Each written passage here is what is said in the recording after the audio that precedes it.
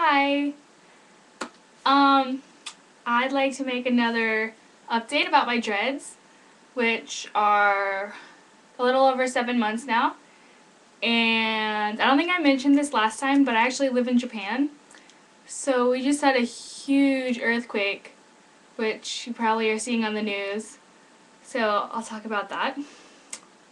First about my dreads. They're doing well. This thing grew since the last time you saw it. Um,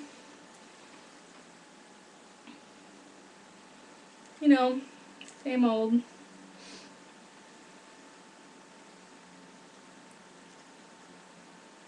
They're so awesome. I'll show you the back if I can flip around here.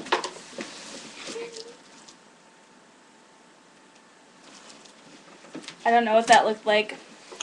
Hopefully not too crappy. Um, let's see. I started stretching my ear.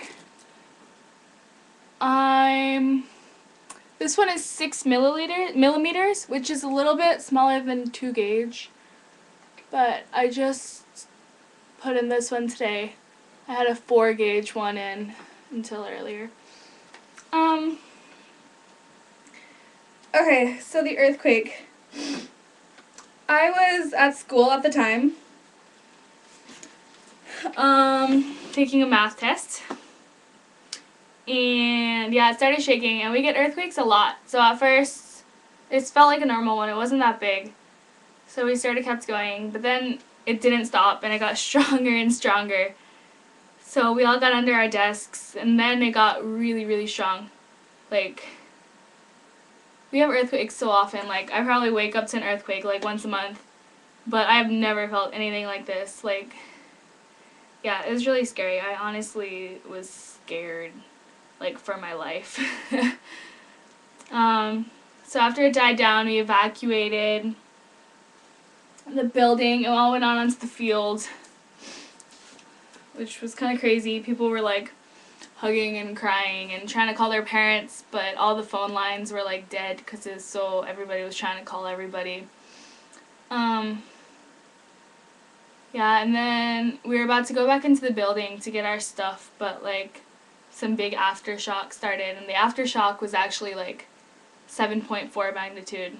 The real thing was 8.9 magnitude, which is like huge.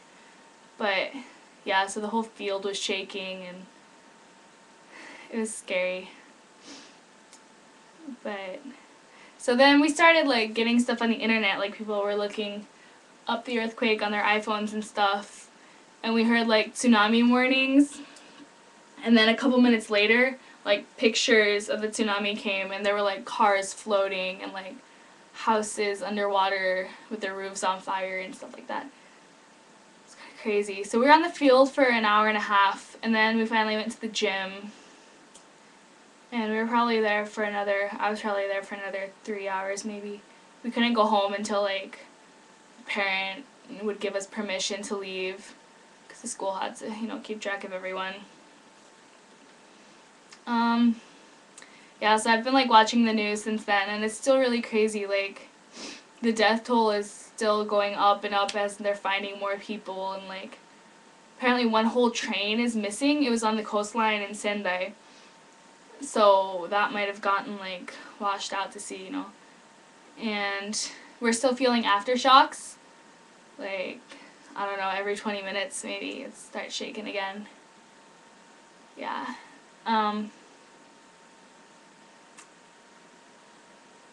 Yeah, all the trains shut down. So apparently there were like over 1 million people throughout Japan like walking home last night, all throughout the night. It's kind of crazy. I saw pictures of like the train tracks are just filled with like people walking home because there's no trains obviously because of the aftershocks and stuff. My dad was like at a meeting 2 prefectures away, and he went by train so he couldn't get home. So he borrowed someone's bike and biked home. It took him like 4 hours.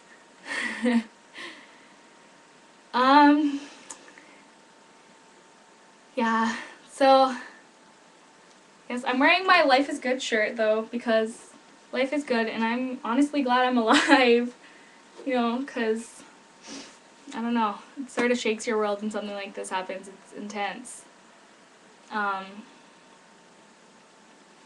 Yeah, so,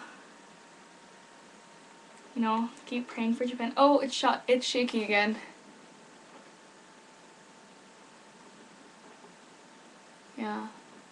Oh, I came home, I just noticed this, but I have these big sliding window things, and they had both been like rattled, so they were like open, like an inch or two on each side, and I hadn't noticed because my curtains were closed, but my room had a breeze, and I couldn't figure it out, but I just did.